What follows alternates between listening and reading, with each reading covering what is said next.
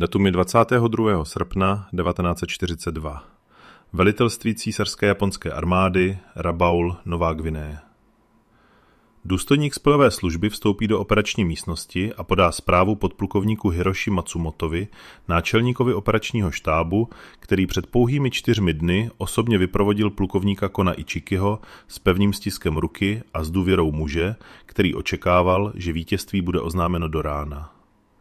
Matsumoto si zprávu přečte, pak si ji přečte znovu. Jeho výraz se nemění. Zvedne pohled k místnosti a s naprostou jistotou prohlásí. To musí být falešná zpráva. Zpráva, kterou poslali muži plazící se džunglí, krvácející ze zranění, která nikdy plně nepřežijí, říkala toto. Oddíl Ichiki je téměř zničen nedaleko letiště. Matsumoto to nemohl zpracovat. Ichiki byl vyznamenaný plukovník, který velel 917 nejlepším japonským vojákům. Mužům, kteří dobili Čínu, ponížili Brity v Singapuru, rozdrtili americkou armádu na Filipínách. Mužům, kteří byli speciálně vycvičeni k útoku na opevněné pozice z bezprostřední blízkosti. Mužům, kteří nikdy nebyli poraženi, ani jednou, v žádném divadle, proti žádnému protivníkovi. A na druhém břehu mělkého potoka proti nim stála námořní pěchota Spojených států. Síla, kterou japonská rozvědka roky odepisovala jako posádkové jednotky hrající si na vojáky. Zpráva nemohla být správná, mariňáci to nemohli udělat. Ne Ichikimu, ne těm mužům, ale oni to udělali. Během přibližně 6 hodin, počínaje 1:30 ráno 21. srpna 1942, mariňáci zabili 789 z těch 917 mužů. Přeživších, méně než 128, se plazilo džunglí a bažinou ke břehu. Sám plukovník Ichiki spálil svůj plukovní prapor, aby nebyl ukořistěn. Pak byl pryč. Buď padl v závěrečných bojích, nebo zemřel vlastní rukou. Zprávy se liší. Jisté je, že nepřežil, aby vysvětlil, co se pokazilo. Zde je forenzní otázka, na kterou toto video odpoví. Jak může vojenský stroj, který neprohrál významnou pozemní bitvu po 40 let, přesvědčit sám sebe tak úplně a tak fatálně, že nepřítel před nimi není schopen bojovat? Jak si může říše vybudovat doktrínu na falešném předpokladu tak absolutně, že to stojí životy 10 000 jejich nejlepších mužů, než někdo připustí, že je předpoklad chybný? Toto je forenzní audit jednoho z nejnebezpečnějších přesvědčení ve vojenské historii. Toto je příběh o tom, co si japonští velitelé skutečně mysleli o americké námořní pěchotě. A toto je příběh o tom, jak toto přesvědčení zabilo říši. Abychom pochopili, jak mohl Matsumoto pohlédnout na tu zprávu a nazvat ji lží, musíme se vrátit k okamžiku, kdy se toto přesvědčení sformovalo. Začíná to, jako vždy, katastrofálním vojenským selháním. Ne porážkou, ale vítězstvím. Vítězstvím tak drtivým, že otrávilo každou analýzu, která po něm následovala po 40 let. Část první, Evangelium. Jak si Japonsko vybudovalo své nejnebezpečnější přesvědčení. 27. května 1905. Průliv Kušima u pobřeží Koreje. Admirál Togo Heihachiro velí japonskému kombinovanému loďstvu. Proti němu stojí ruské baltské loďstvo, síla, která urazila 18 000 mil kolem světa přes 3 oceány, aby se sem dostala. Rusové mají více lodí, mají moderní zbraně, mají evropskou námořní tradici sahající staletí zpět. Podle každého měřitelného standardu vojenské analýzy by to měl být vyrovnaný střet. To, co se stane poté, přepíše mapu možného. Za méně než 24 hodin Japonci potopí nebo ukořistí 34 ze 38 ruských plavidel. Přes 4 000 Rusů je zabito, dalších 5 000 je zajato. Japonské ztráty 117 mužů a 3 torpédové čluny. Pro menší asijský národ takto naprosto zničit evropskou námořní velmoc na vrcholu éry, kdy byla evropská vojenská nadvláda považována za zákon přírody, není jen vojenské vítězství. Je to v myslích japonských vojenských plánovačů teologické potvrzení. Lekce, kterou si vzali, byla jednoduchá a byla špatná. Duch poráží ocel. Podřadná síla, oživená správným druhem válečnického ducha, může zničit materiálně nadřazeného nepřítele. Konkrétní slovo pro tento koncept je Yamato Damashi, doslova duše starého Japonska, Nezdolný válečnický duch, který japonští nacionalisté pěstovali od restaurace Meiji. Kushima to zdánlivě dokázala. Dokázala, že to funguje. Dokázala, že západní armády přes veškerou svou průmyslovou sílu postrádají něco zásadního, co nelze vyrobit v továrně. Zamyslete se nad tím, co tato jediná lekce udělá s vojenskou institucí po 40 letech opakování. Každý důstojník je v ní cvičen. Každá taktická příručka ji předpokládá. Každý operační plán je na ní postaven. Do 30. let se Yamato Damashii vyvinula z kulturního konceptu do vojenské doktríny vynucované vzděláváním, výcvikem a institucionálním tlakem tak intenzivním, že její zpochybňování bylo prakticky koncem kariéry. Američtí armádní analytici, studující ukořistěné japonské polní příručky po válce, doktrínu popsali jasně. Japonská ochota zaútočit na pozici silami, které by jiné národy považovaly za nedostatečné pro daný úkol, byla založena na předpokládané vojenské nadřazenosti japonského vojáka. Slovo předpokládané v té větě odvádí obrovskou práci. A zde je klíčový detail, který historici často přeskakují. Yamato Damashii nebyla cynická propaganda vyrobená generály, kteří soukromně věděli lépe. Generálové tomu věřili také. Štábní plánovači tomu věřili. Císařské generální velitelství tomu věřilo. Byl to skutečný světonázor vložený do každého operačního předpokladu, každého zpravodajského odhadu, každého strategického plánu, od vrchních velitelů až po vojáky u pěších rot.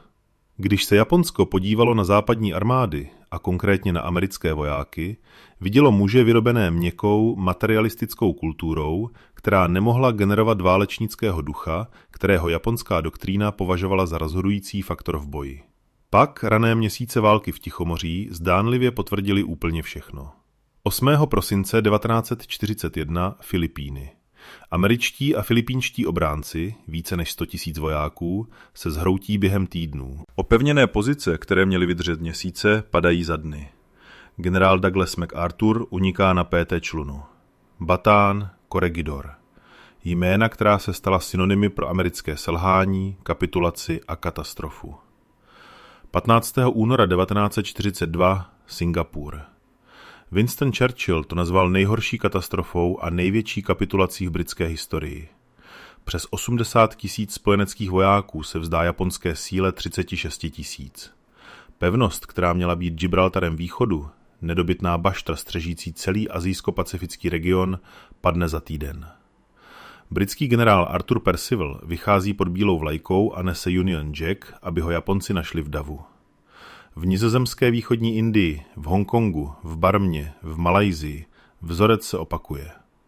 Západní síly, vybavené moderními zbraněmi, podporované průmyslovými ekonomikami, důsledně nedokázaly udržet své pozice proti japonským vojákům, kteří se zdáli vítat myšlenku zemřít v útoku. Koloniální armády, které udržovaly pořádek po generace, se během dnů rozpadly. Do poloviny roku 1942 čte celková japonská vojenská analýza jako žalobní spis. Důkaz za důkazem za důkazem, že nepříteli chybí vůle bojovat, když na to dojde. Ale pohřbeno v této hoře potvrzujících důkazů byl jeden datový bod, který se odmítal vejít. Wake Island, prosinec 1941. Posádka 449 mariňáků vydrží 15 dní proti přesile japonských sil. Potopí 2 japonské torpédoborce. Sestřelí 24 japonských letadel. Způsobí přes 900 japonských ztrát, než jsou přemoženi poté, co slíbená pomoc nikdy nedorazila. Vnímejte tu výměnu. 449 mužů, kteří od prvního dne věděli, že nebudou zachráněni. Japonští velitelé si toho všimli, zaznamenali to a pak to vysvětlili pryč. Wake Island byla anomálie. Zahnaní muži, kteří nemají kam jít, budou bojovat do posledního bez ohledu na ducha. Nic to neříkalo o americké bojové schopnosti v širším smyslu. Závěr zůstal nezměněn, doktrína zůstala nedotčena. Pamatujte si toto rozhodnutí. Rozhodnutí vysvětlit si Wake Island pryč, místo, aby se z něj poučili. Bude to důležitější, než si dokážete představit, až se dostaneme k mělkému potoku na Guadalcanálu v 1:30 ráno. Do léta 1942 japonské zpravodajské hodnocení námořní pěchoty Spojených států stuhlo do něčeho, co hraničilo s opovržením. Jádro bylo malé, méně než 70 000 mužů na začátku války. Strávili meziválečná léta bojem v podstatě menšími policejními akcemi v Nikaraguji, na Haiti a v Panamě proti protivníkům bez letecké síly, bez obrněných vozidel a bez dělostřelectva. Nečelili vážnému protivníkovi od první světové války. Japonští plánovači neviděli v tomto záznamu nic, co by naznačovalo, že by mariňáci představovali vážnou hrozbu. Co jim uniklo, byla proměna, která probíhala uvnitř sboru během 30. let. Mariňáčtí důstojníci dospěli k závěru, že válka, kterou budou bojovat, bude vyžadovat specifickou a bezprecedentní schopnost. Útočit na silně bráněné pláže a držet pozice proti rozhodným protiútokům hluboko na nepřátelském území. Napsali doktrínu, vyvinuli vybavení, vytvořili specializovaný výcvik, který záměrně stavěl muže do podmínek extrémního fyzického stresu, spánkové deprivace a zmatku, aby viděli, jak si povedou, když se všechno najednou rozpadne. A co je nejkritičtější, vybudovali kulturu, která si cenila něčeho, co japonská armáda specificky necenila. Individuální iniciativy. Od mariňáckého desátníka se očekávalo, že se podívá na situaci, kterou jeho důstojník již nemůže kontrolovat, a udělá správné rozhodnutí sám. Nečekat na rozkazy, nepostupovat nahoru po řetězci, rozhodnout se a jednat.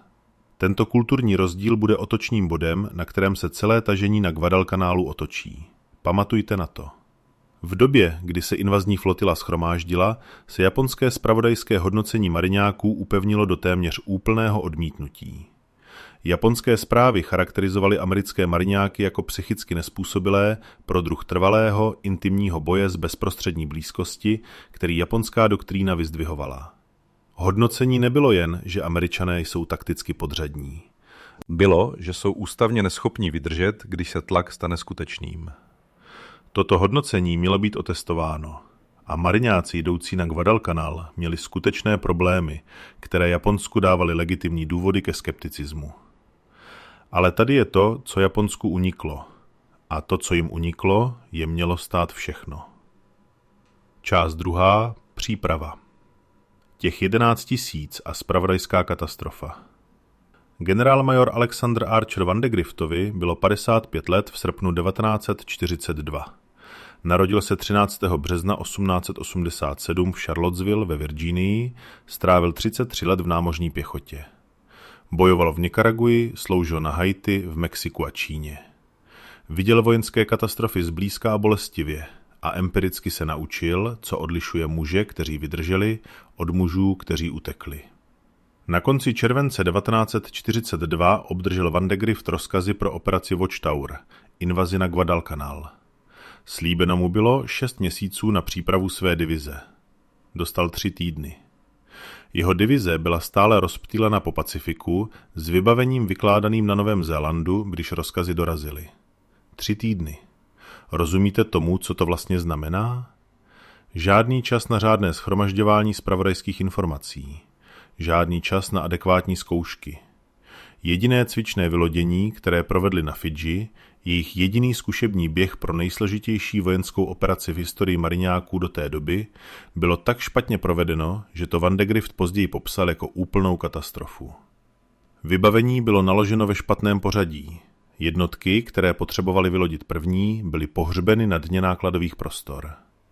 Jeden důstojník poznamenal, že zkušení logističtí plánovači by prohlásili celou operaci na Guadalcanalu za nemožnou a ti plánovači by měli pravdu. Technicky vzato. Samotní muži byli směsicí veteránů a nováčků, kteří narukovali po Pearl Harboru hnání zuřivostí vůči japonskému útoku.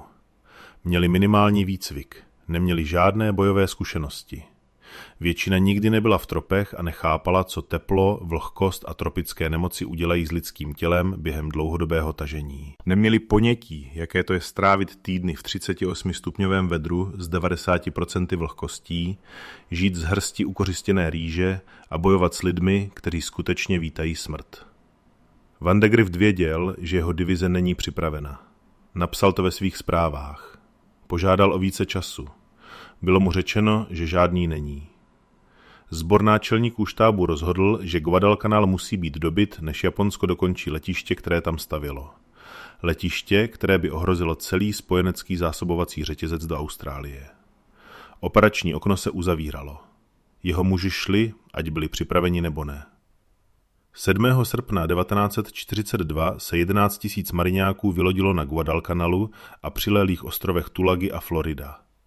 Dosáhli naprostého překvapení. Japonská stavební síla a malá posádka se rozprchly do džungle, když americké válečné lodě zahájily palbu. Následující den měli mariňáci svůj primární cíl – nedokončenou japonskou přistávací dráhu.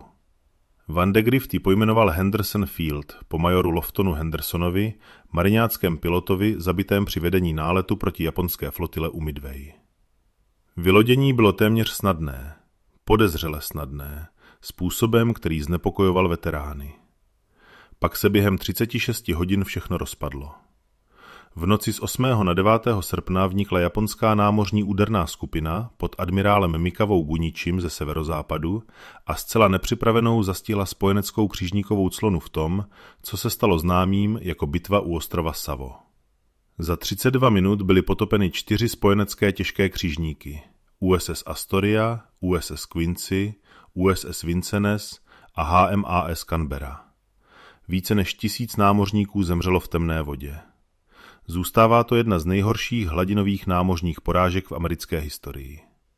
Katastrofální selhání průzkumu, komunikace a koordinace velení.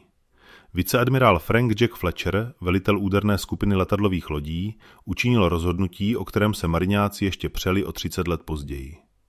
Ze strachu z dalších ztrát svých nenahraditelných letadlových lodí stáhl flotilu. Vzal sebou transporty, které stále držely zhruba polovinu mariňáckých zásob potravin, munice a vybavení, zásoby, které ještě nebyly vyloženy, těžké stroje, které mariňáci potřebovali k řádnému opevnění svého perimetru. 11 000 mužů uvízlo. Hořkost byla hluboká a trvalá. Veteráni tažení, vyslýchaní o desetiletí později, stále mluvili o Fletcherově stažení s kontrolovanou zuřivostí, která s věkem nevychladla. Jedna skupina mariňáků soukromně razila pamětní medaili po bitvě. Ukazuje rukáv admirála pouštějícího horkou bramboru do náruče mariňáka s latinským nápisem Fuck Georgius. Nech to udělat Jiřího. Let George do it. Nyní přesně to, co japonská rozvědka věří, že se děje. Vyšší štábní důstojník z Rabaulu přeletí nad mariňáckými pozicemi 12. srpna, pouhých 5 dní po vylodění.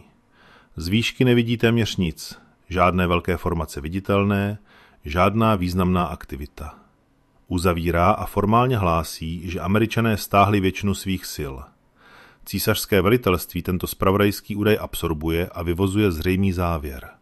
Mariňáci v podstatě opustili Guadalcanal. Zanechali po sobě symbolickou posádku, možná 2000 mužů, možná méně. Skutečný počet mariňáků na Guadalcanalu 11 000. Toto zpravodajské selhání, zrozené částečně z fyzických omezení leteckého pozorování v roce 1942 a částečně z konfirmačního zkreslení analytiků, kteří očekávali, že Američané utečou, je doručeno plukovníku Konovi Ichikimu jako jeho plánovací předpoklad, když dostává rozkazy k dobytí ostrova. Je mu řečeno, že může čelit jen 2 000 obráncům. Je mu také výslovně řečeno, aby počkal na předmostí na zbytek svého pluku, než zaútočí. Rozkaz ignoruje, protože 2000 mariňáků v jeho hodnocení nevyžaduje žádné posily. 2000 versus 11 000. Zpravodajská chyba je faktor 5. A než uvidíme, co to Japonsko stojí, musíme se setkat s mužem, který změní výsledek bitvy tím, že udělá něco, co by mělo být fyzicky nemožné. Část 3.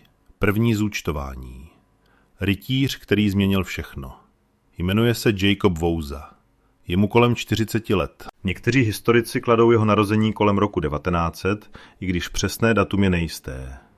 Bývalý rotní britské konstabulár na Šalamounových ostrovech, který odešel do důchodu po 25 letech služby v roce 1941, je to silně stavěný muž, který zná každou stezku, potok a vesnici na Guadalcanalu s intimitou, která pochází z celoživotní hlídkové práce.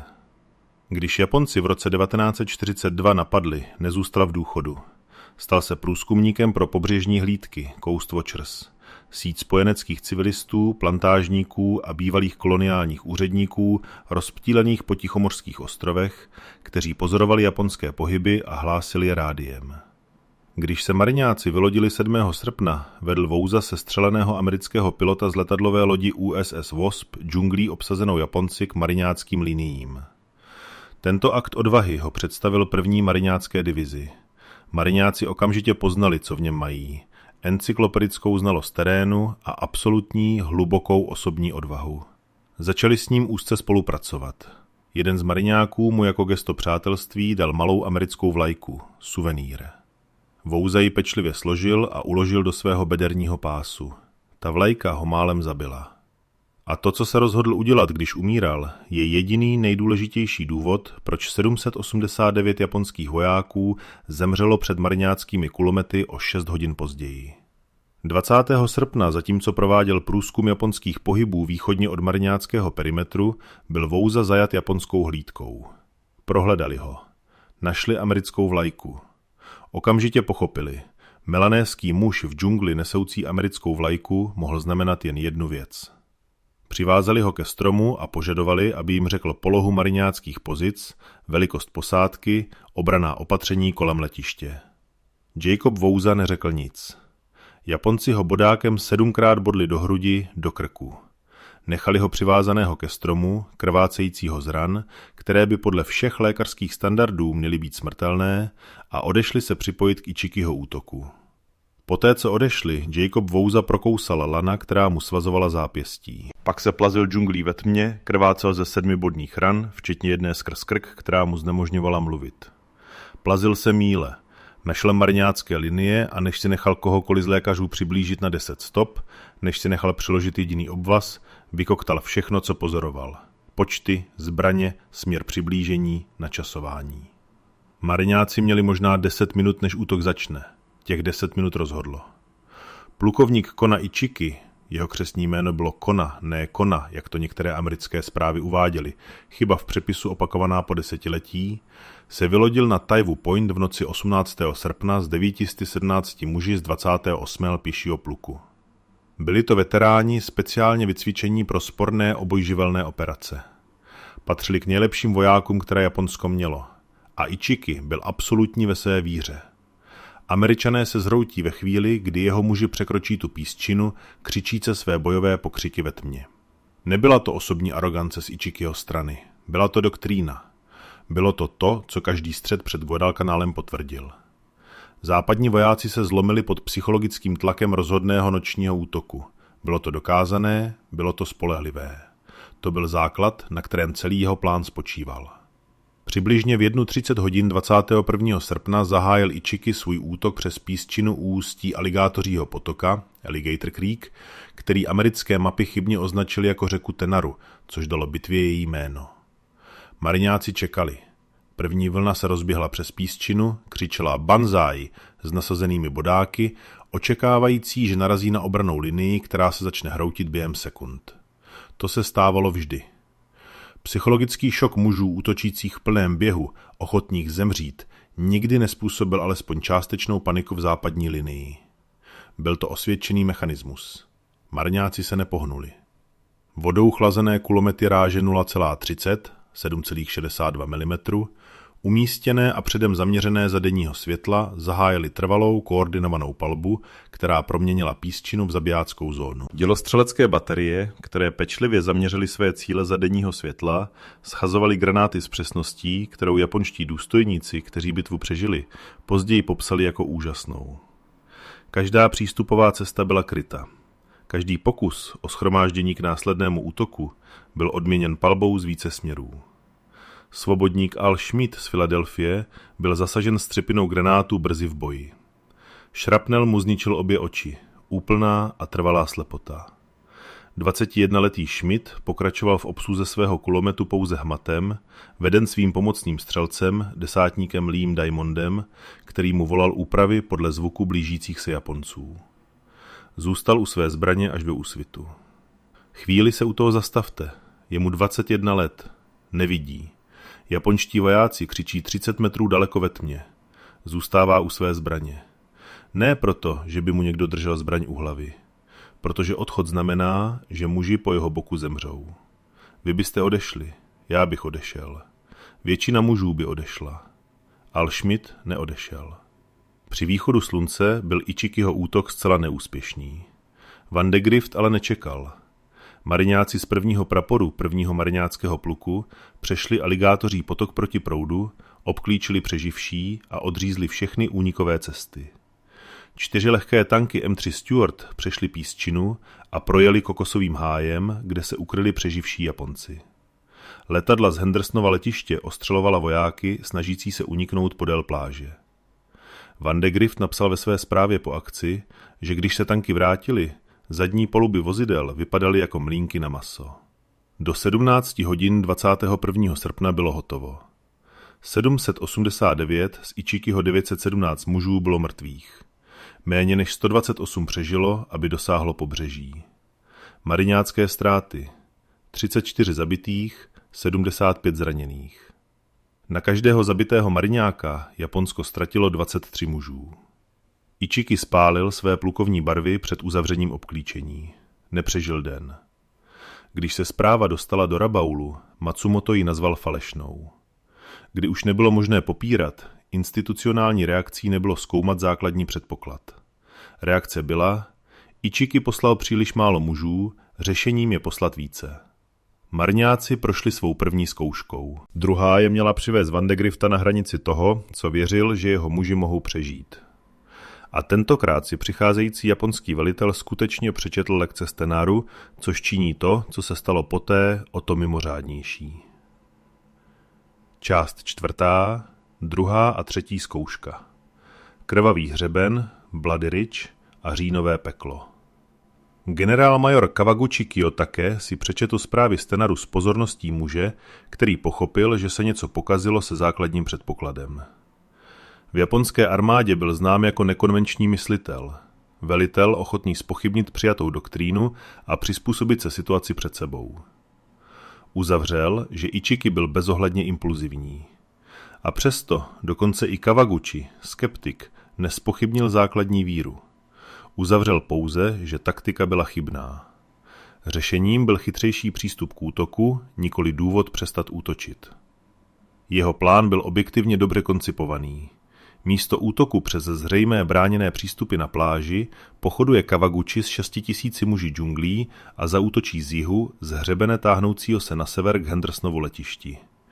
To představovalo nejméně bráněnou přístupovou linii k letišti. Koordinované útoky z východu a západu současně, noční útok z nečekaného směru. Na papíře to bylo všechno, co útok na Tenaru nebyl. Sofistikované, vícesměrové a využívající skutečnou taktickou slabinu mariňáckého perimetru. Hřeben neměl jméno. V září 1942 se mu bude říkat Edsonův hřeben, Edson's Ridge, nebo Krvavý hřeben, Bloody Ridge. Nyní je to jedno z nejslavnějších míst v historii námořní pěchoty. Bránil ho podplukovník Merit Red Mike Edson, který bojoval proti Sandinovým partizánům v Nikaraguji, studoval každý aspekt nekonvenčního válčení, který sbor zdokumentoval, a vybudoval si pověst jednoho z nejmetodičtějších a nejagresivnějších bojových velitelů ve službě. Jeho rudé vlasy mu dali přezdívku. Jeho muži se ho báli a respektovali ve zhruba stejné míře. Podezříval, že útok přijde. Japonské nálety specificky zasahovaly hřeben, což mu něco říkalo, a umístil svých 800 raiderů a výsadkářů s péčí muže, který hodlal udělat z terénu samotného zbraň. Co Kawaguchi nemohl ovlivnit, byla džungle. Pochod byl katastrofální.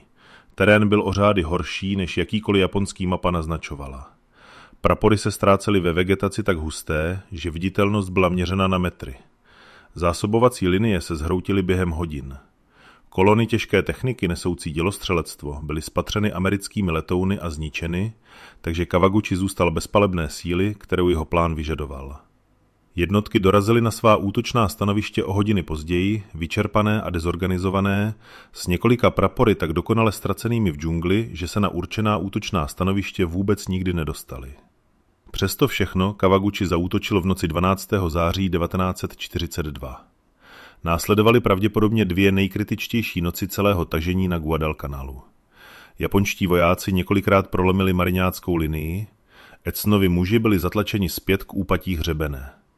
V jednom okamžiku byli Japonci na pár set yardů od samotného Hendersonova letiště, tak blízko, že americké pozemní posádky začaly připravovat zničení zaparkovaných letadel, než aby je nechali ukořistit. Van de Grift později přiznal, že to byla jediná doba během celého tažení, kdy měl pochybnosti o výsledku. Edson chodil po své linii na otevřeném prostranství pod přímou palbou, fyzicky přemisťoval muže, odmítal se vzdát jakékoliv země, která nebyla naprosto nezbytná. Když mariňáci začali ustupovat pod tíhou japonských útoků, Edson stál uprostřed odhaleného hřebene a zařval. Hřeben je náš! Tady to je! Přímo tady! Držte ho!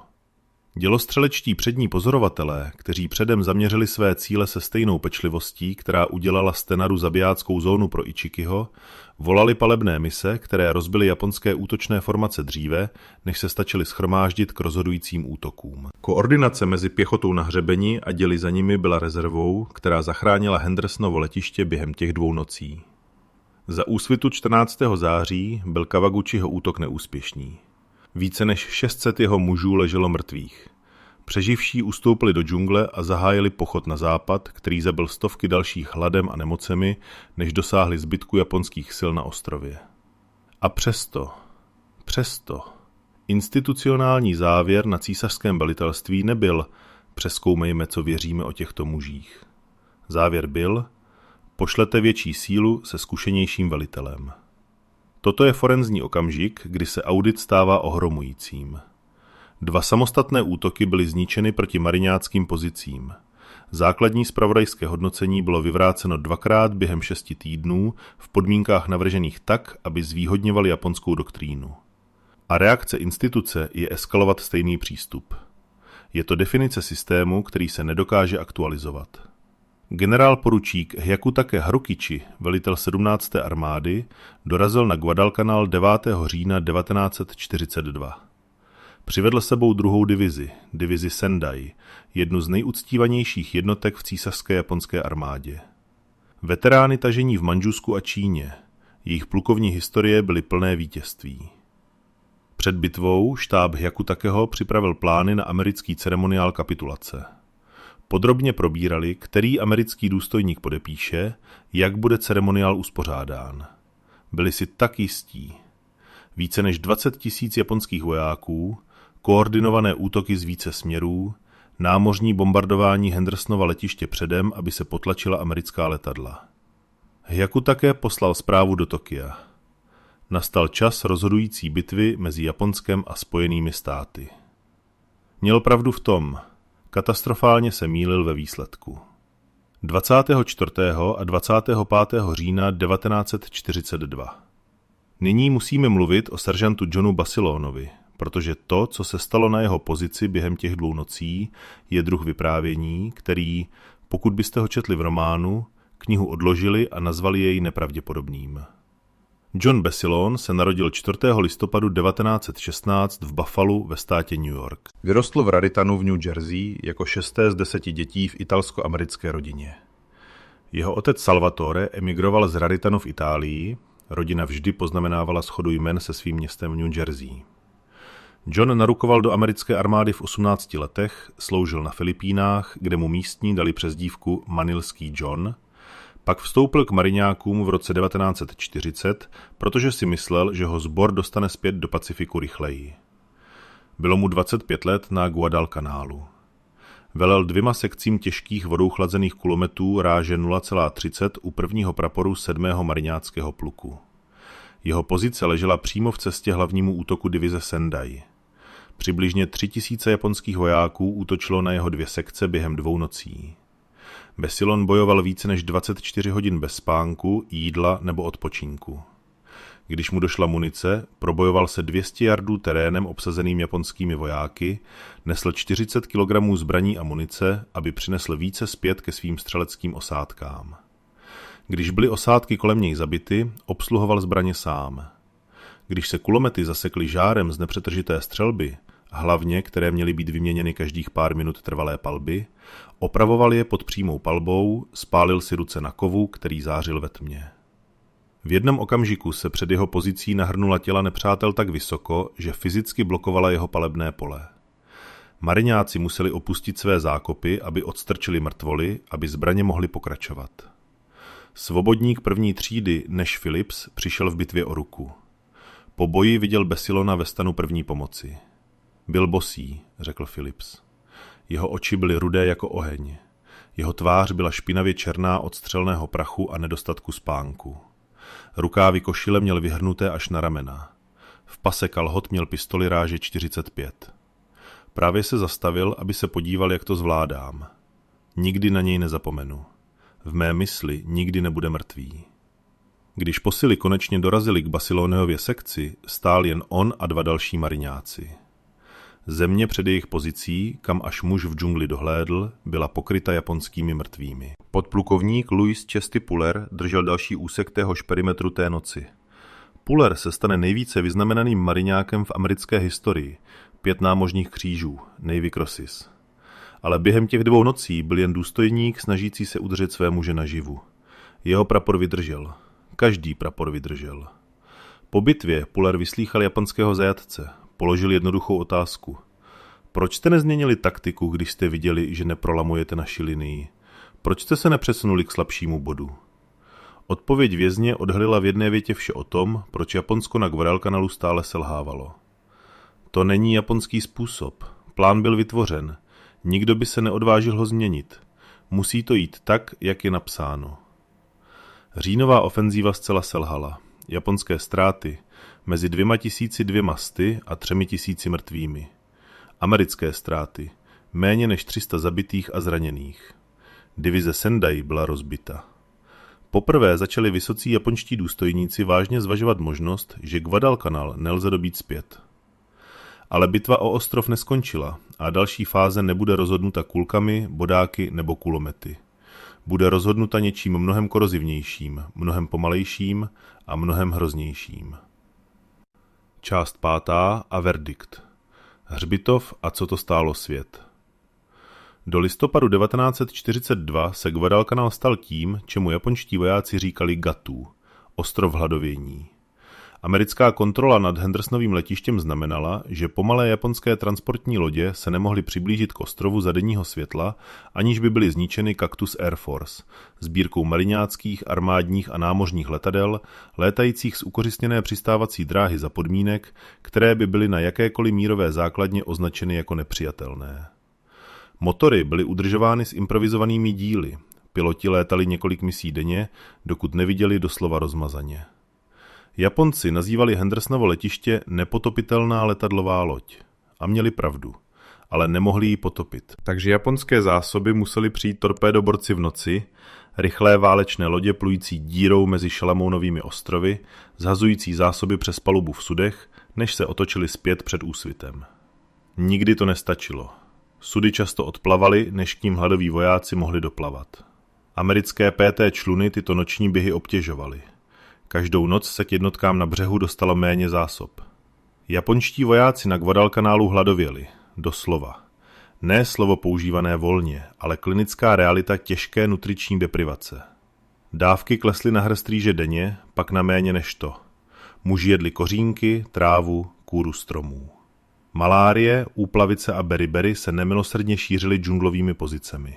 Vojenský zdravotnický systém byl zcela nepřipravený na tropické nemoci v tomto měřítku. Muži, kteří byli silnými, vycvičenými, disciplinovanými válečníky před 6 týdny, se stali lidmi s propadlýma očima, kostlivci příliš slabými na to, aby udrželi své pušky. Vyvinuli si svůj vlastní hrůzný kalendář přežití, slova předávaná japonskými veterány a historiky. Kdo se dokáže postavit na nohy, má 30 dní života. Kdo dokáže sedět, má 20 dní. Kdo musí močit v leže, má 3 dny. Kdo nemůže mluvit, má 2 dny. Kdo nemůže mrkat očima, bude mrtvý za úsvitu. Ze svých pozic v džungli tito muži viděli Hendersonovo letiště. Slyšeli americká letadla startovat a přistávat, zvuk motorů, který znamenal, že zásoby procházejí, zatímco jejich ne. Viděli americké lodě na moři, jak za denního světla vykládají jídlo, munici a čerstvé jednotky. Přesně chápali, na co se dívají. Kapitán Tanaka Jiro z divize Sendai si vedl deník, dokud mu pero nestěžklo v rukou. Jeho poslední záznam, datovaný lednem 1943, zní: Každý den ztrácíme více mužů hladem a nemocemi než nepřátelskou palbou. Moje rota o 180 mužech má nyní 11. Nespoznávám vlastní odraz. Nemám naději, že ještě uvidím Japonsko. Neviním nepřítele.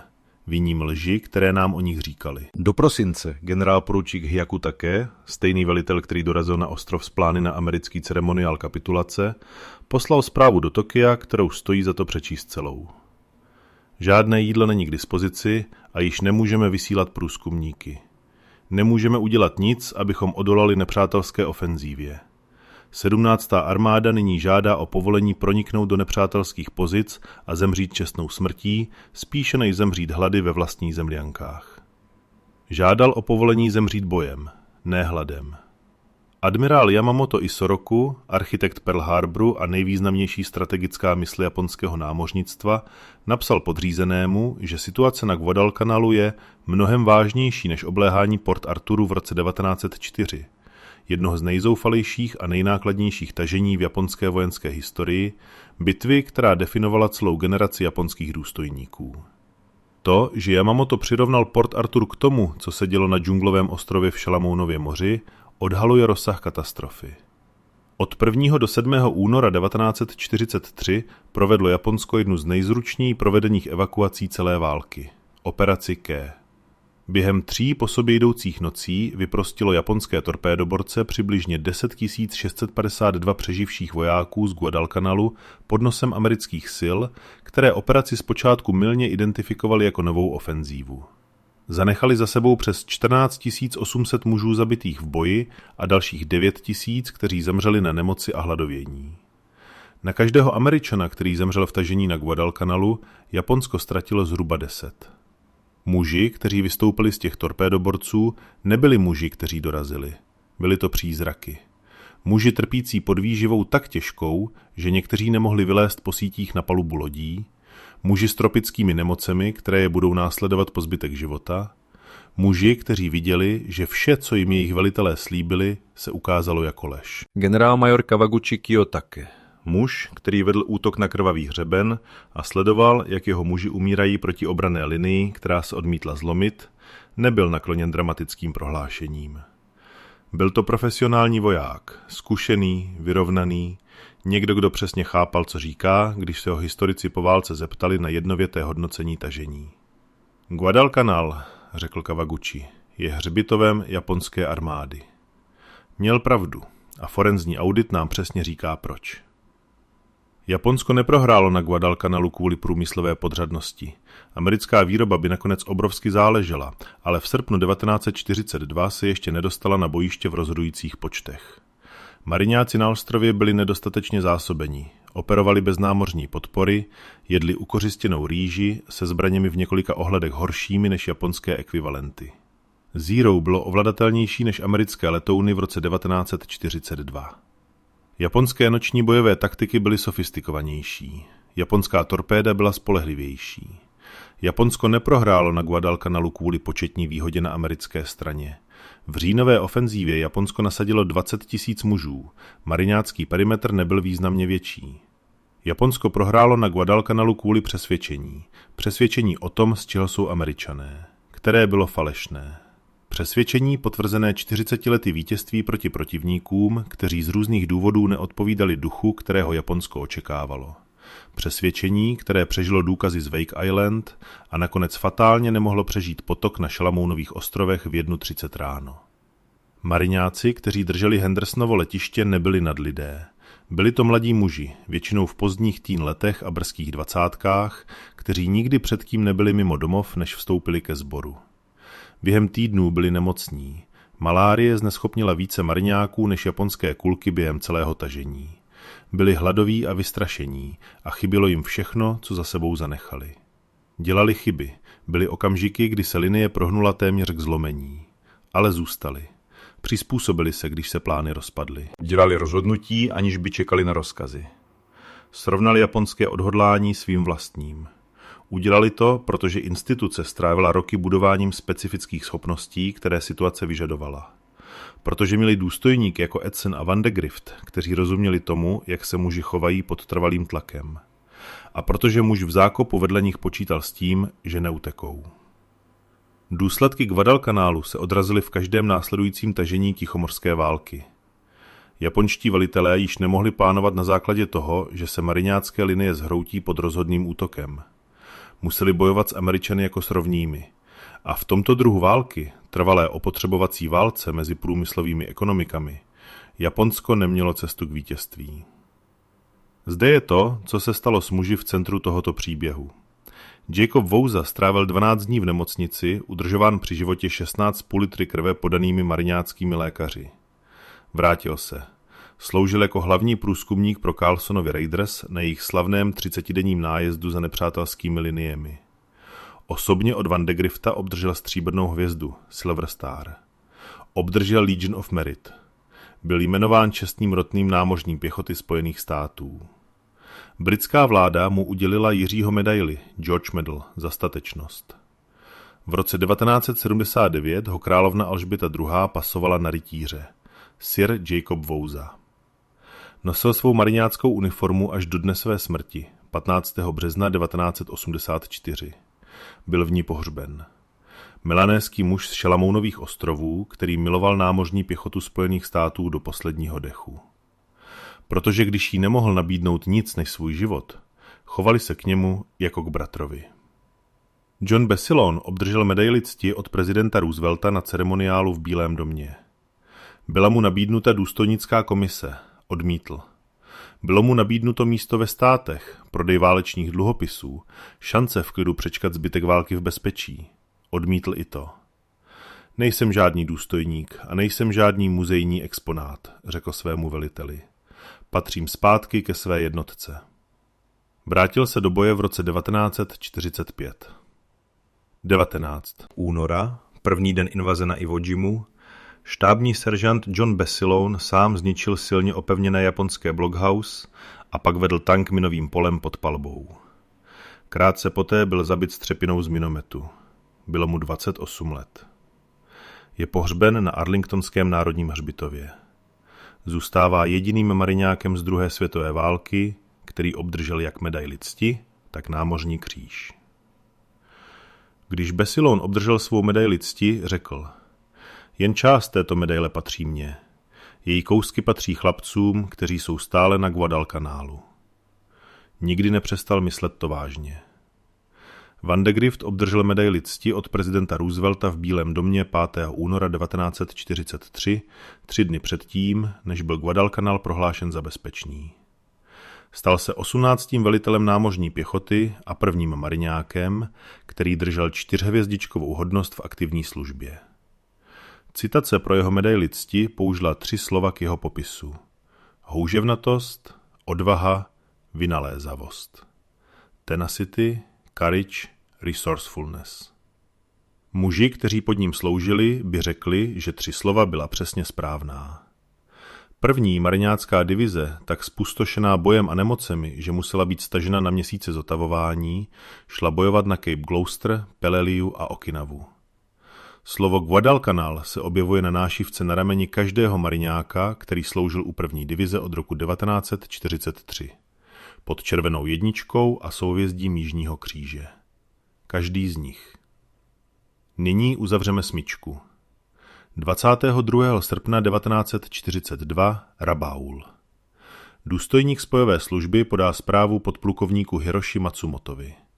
Přečte si ji. Přečte si ji znovu. Zvedne pohled k místnosti a prohlásí, že to musí být falešná zpráva. Nebyla to falešná zpráva. Mariňáci byli vším, co japonská doktrína říkala, že je nemožné. A cena této nemožnosti, zaplacená nejprve krví na džunglovém potoce a pak ve 3 letech neúprosného boje z ostrova na ostrov, který Japonsko nemohlo vyhrát, patří mezi nejdůslednější lekce v dějinách moderního válčení. Nemůžete si dovolit věřit tomu, co potřebujete, aby bylo o nepříteli pravdivé, místo toho, co je skutečně pravdivé. Nemůžete si vysvětlovat důkazy, které odporují vaší doktríně a očekávat, že přežijete následky. Forenzní verdikt je stejně jednoduchý jako chyba, která jej učinila nezbytným. Nestavíte svou strategii na tom, co potřebujete, aby nepřítel byl. Stavíte ji na tom, čím skutečně je. Pokud byl tento forenzní ponor přínosný, stiskněte tlačítko like. Říká to algoritmu, že seriózní, fakticky ověřená vojenská historie stojí za šíření. Přihlaste se k odběru, pokud chcete u tohoto kanálu zůstat. A pokud jste veterán, který tam byl, nebo člen rodiny někoho, kdo byl, zanechte prosím komentář. Tyto příběhy patří vám. My se jen snažíme zajistit, aby byly vyprávěny správně.